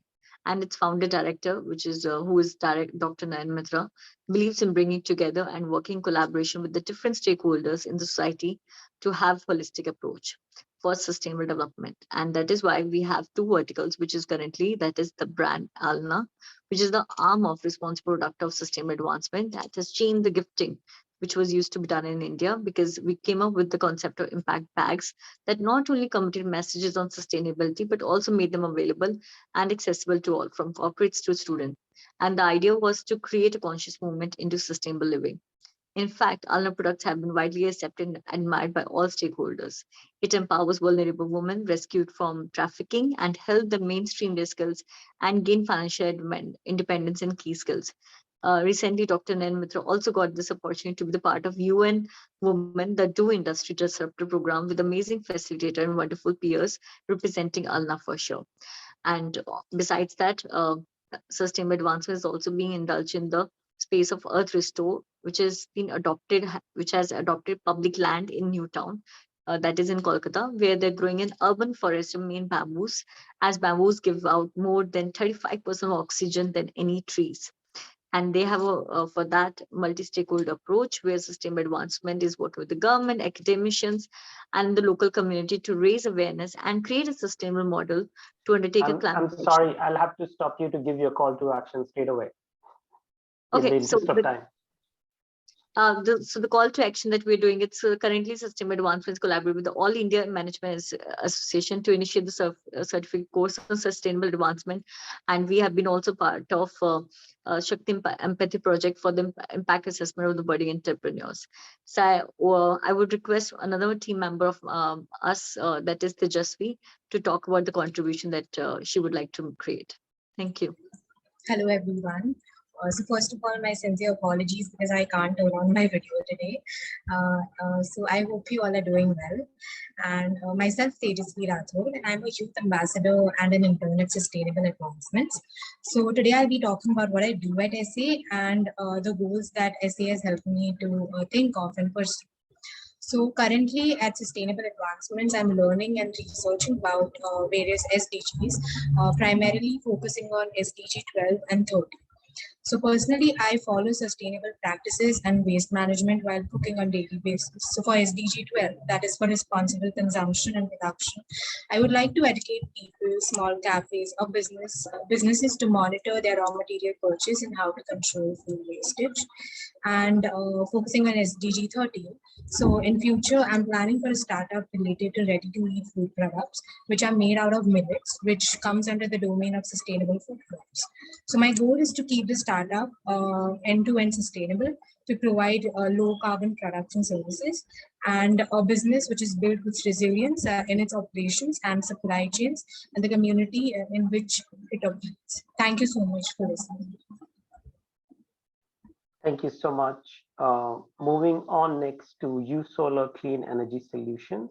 do we have Dhruti and Dhwani with us? Hi, am I audible? Yes. Hi. Firstly, I'd love to congratulate Violetta, Pauline, and the entire YfS team. I can't wait to see what the Alliance has in store for the future. We're able to grow so fast in just 1 year. Now coming to our activities in the past year. Just in the past year, USolar has been able to increase our installation, by 45 megawatt, and now we have 150 megawatt of rooftop and ground-mounted solar projects. So this has a cumulative, impact of reducing up to 2 lakh tons of CO2 per year, and we look forward to increasing this year on year. We've also organized a few lake cleanups in the past year, coming from Bangalore, where our headquarters, and we look forward to doing more of such environmentally conscious activities in the coming future. Unfortunately, the past 2 years, activism was a little bit on hold, but we were, involved into internship programs over the course of 2020 and 21, and we hope to engage and support youth in the coming future in their education of clean energy. Now that we're back in office, we look to becoming a zero waste workspace. And furthermore, we try to incorporate sustainability in other aspects of our culture as well. We also want to develop more solar projects moving forward and increasing 150 megawatt to 500 megawatt in the near future. And we are glad to be part of YfS Alliance and looking forward to working with the members and driving the cause of SDG 13 and 12 forward. I'd like to introduce Dhruti, who is our marketing spokesperson and leads all of our engagement activities. So over to you, Dhruti. Hi, firstly, congratulations to the whole YfS team. We've actually made it for 1 year, so yeah. Straight away to call to action, like Dhwani told, we are up to like 500 megawatt solar installation. That's double of 60,000 carbon offset. So that's primarily what we're looking for. We also I want friends of my age to come together, youth of my age to come, work towards clean energy and, educate them through training and internship programs. So that's what I look for 2022. This was organizational level, but on a personal basis, I would like to make my wardrobe more sustainable. So I think YfS will help me in that as well. So that's pretty simple I've kept for 2022. Thank you so much, Shruti and Dhwani, for sharing your experience. Before we move forward, for those of us who are still here, the marathon runners, we are called, because making change takes time. So if I could ask you to switch on your video and rub your hands or clap. We have 5 more speakers, I think, 5 or 6. When the video is on, we take ourselves more seriously because the others are also doing it. Okay, now you clap thrice. Okay, another 3 times. Thank you. That's a round of applause for everyone who is still here, because sustainable change is a marathon. It's not something that can finish in 90 minutes, of course. With that, I want to invite from Mukband Kam Shuru, we have Palden with us. Palden, please go ahead. Yes, I'm here. Okay. Hello, everyone. A very good evening and congratulations to all. I'm here as the representative of the Mukband Kamsuru Trust Darjeeling. Mukband Kamsuru Trust is a public trust based in Darjeeling, and we have been running projects in health, education, poverty, and community building sectors. Talking specifically about our contribution towards SDG 12 and SDG 13, we have initiated the project Kosili, which means the gift in our local language, that is Nepali. In this project, we are promoting the local seasonal fruits of Darjeeling, like oranges and kiwi. We are promoting the local seasonal fruits as they are more fresh, healthy, and nutritious, and the travel distance between the farm and our plate is very less. And most importantly, it comes with the very less packaging, and those packagings are also, we are trying to make them more eco-friendly. And by promoting the local seasonal fruits, we are also creating the platform for the local entrepreneurship. And going local also means promoting the local economy, and ultimately going local also reduces our our carbon footprint. But we do have many challenges and the gaps that needs to be filled and overcome. And many people are really unaware of how opting for the local fruit can contribute to the environment, local economy, and is essential to their health. Therefore, we look to collaborate with various alliance partners working in the similar field to create awareness among the people, help us market more of our local food cultures, and partner for the eco-friendly packaging. Thank you. Now, I welcome on the floor Mr.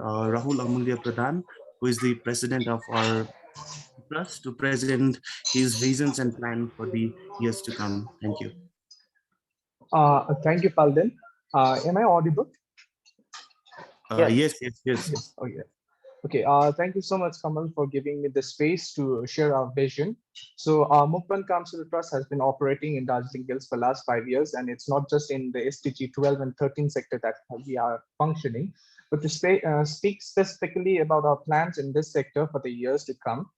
Is like we have joined hands with an organization from America in setting up a boarding school here in Darjeeling Hills, which will typically focus on providing education to children from economically deprived families of our hills, where SDG 12 and 13 will be a huge part of the curriculum that will be provided. Moreover, as you know, Darjeeling Hills is famous for its tea all over the world.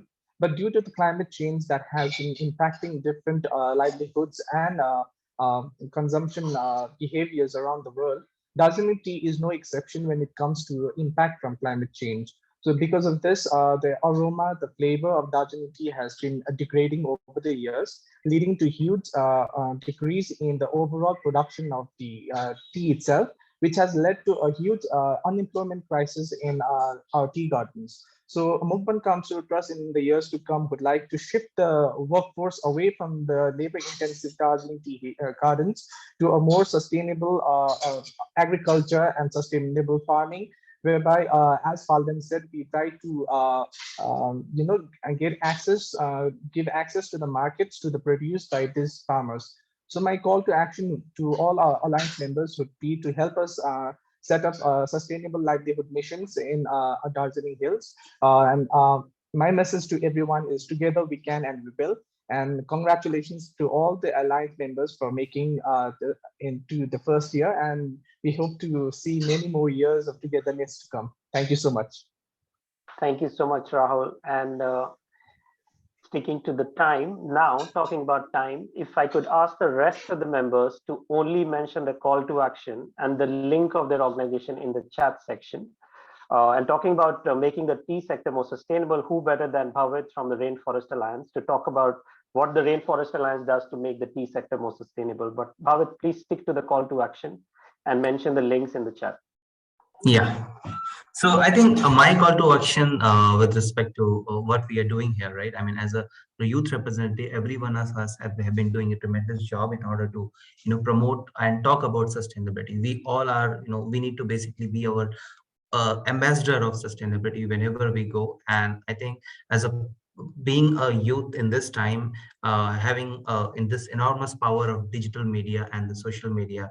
So I think my call of action to every one of you will be to kind of take, the actions towards, reaching out to the more people and educate them whenever in every sphere of your life, and probably starting from your own house. So that's my call to action. Thank you so much, Bhatt, for keeping it short. Next is Roundtable on Sustainable Palm Oil, and I'm happy to have my new colleague Shiv Nayan to share the responsibilities with me for RSPO. And I will mention the link for the next summit, which is next Saturday, 4th of December. The Global Youth for Sustainable Palm Oil Summit is coming up. The registration is open till the 1st of December. So I'll mention the link. Anyone below the age of 35 can be a participant. So please feel free to share that with your network. We also run a Youth for Sustainable Palm Oil Fellowship with Blue Yard Education, as Punya had mentioned. So Shiv, over to you for a quick call to action. Thanks, Kamal, and happy anniversary to all of you. It's been absolutely exciting and encouraging to see all the work that the members are doing. My call to action is very simple. We are trying to build a sustainable supply chain, and it can't be sustainable without sustainable palm oil, which is in more than 50% of the products that almost all of you use. So as a call to action, I would request all of you to ask your favorite brands to source sustainable palm oil. And for that, you can actually take the pledge. The link is in the chat box at our Know Your Palm website, and share it with your friends as well and ask them to take pledge for a sustainable palm oil and contribute to no more deforestation or peat. Thank you so much. Thank you so much, Shiv. So the links are in the chat section for the summit next week, as well as for taking the pledge to be a responsible consumer. Moving on next to school radio. Do we have Aruna with us? Yes, Aruna, please go ahead with the call to action. Yeah, congratulations to YfS and all the partners. So our call to action is, when we talk about the sustainability, without children and youth participating and becoming leaders, sustainability is not going to happen without them. They are the key and they are the future generation. Definitely we must include their voices. That is what we believe, and school radio works with children and youth. Yeah, thank you very much. Now I would like to invite Sushma, who is our first school radio change maker. She's going to talk. Thank you. Hello everyone, good evening to everyone. I'm a second year BA economics student at Azim Premji University. I would like to tell what I felt was unique about school radio. It was that there's a lot of content creation going around all around India who are talking about sustainability, but from where are these stories coming? They're coming from people who already have a head start and who are already better off, but the direct impact of climate change often falls on people who don't have a head start. So to give voices to people who do not have a chance to talk and tell their story is very important. And school radio is all about honestly telling what you're feeling, to tell your story, tell what you're feeling. And I think that's a very important, a honest place to talk is a very great head start for content creation for today's India. And who talks and who creates the narrative is very important in India right now. Yeah. Thank you so much, Sushmita. It's 5:57. I see there are 3 speakers to go. So let's stick to that 1-minute rule and we'll still finish by 6, hopefully. Next up is Thank You. Do we have Gaurav? I don't see Gaurav. Possibly he has left. Think Arts. Do we have Antara? Hi, I'm here. Can I speak? Yes. Hi, sorry, I think I actually came out for something, so I'll be quick. For us, I think the year has been a little different. We have been also working on a lot of initiatives lately, out of which a major focus has been food waste recycling and working with bulk generators, helping them convert their food waste into manure, cooking gas, electricity, and biofuel. But now, in terms of call to action, I would say we are also intending to get into events, that how events can become much more sustainable, and how all bulk generator can become a zero waste unit itself. So talking about refuse, reduce, reuse, recycle, and also creating the entire support from end to end is something also we look forward to. Thank you very much. I do not have +1 for the call today, but yeah, I'll just pass on to you. No worries. Thanks, Gaurav, for keeping it short. Do we have someone from Think Arts? Yes, so hi, I'm really happy to be here with all of, to meet all of you, and I would like to introduce our young intern, Antara. And regarding the projects that we are dealing with related to sustainable development, I'm sharing the links on the chat. One is called Millipede, and there's a talking about carbon footprint, and Hues of Blue, where we're talking about air pollution and air toxicity, which is a social media campaign. So I'll just, since there's shortage of time, I'll just give it over to Antara. Thank you.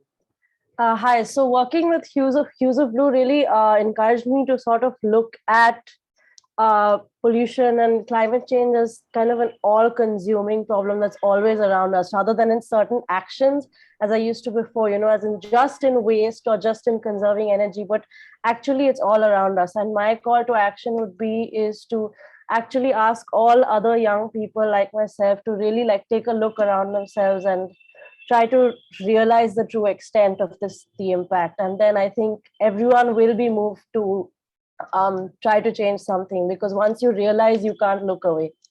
Yeah, so thank you. Thank you, Antara, and thank you so much, Rukmini. Just looking around this virtual room here, do we have someone from Ecoversities? Levine, are you here? No. Do we have someone from Blub World? Okay, let me ask this. Is there any organization or member now still on this call which has not shared? Wonderful. We are at 6 o'clock. Whoever was present or is present has shared now.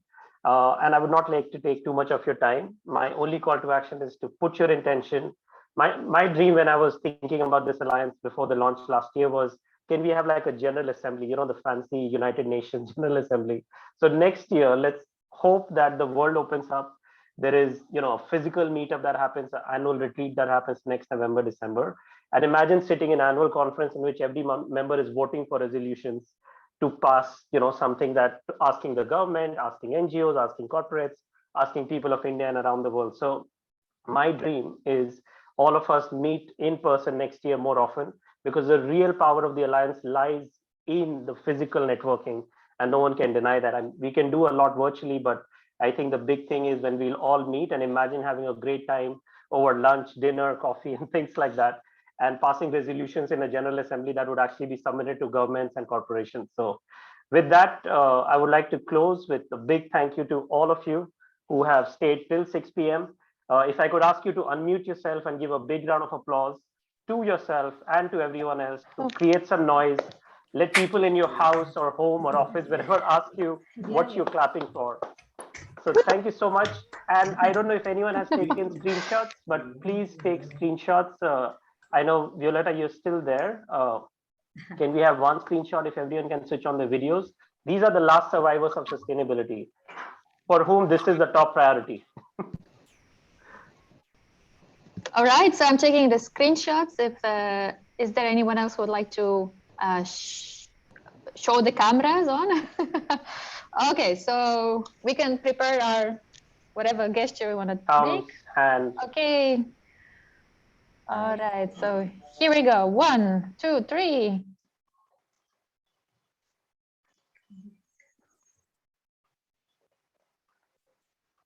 Oh, just one more. Sorry. Just one more, just to make sure that it's done properly.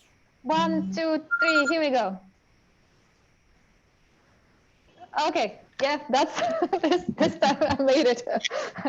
Thank you so much, all. We will meet again in the new year. Most of us, or many of us, are taking holidays and don't want to put pressure on you to attend another meet of this year. So happy New Year. Wishing you the best. Thank you. And from our side, wishing you the best for the new year and a great wrap up to this year. So see you in January, hopefully. Thank you. Thank you. Thank you so much. Thank you, Bye. everyone. Thanks, everyone. Great work.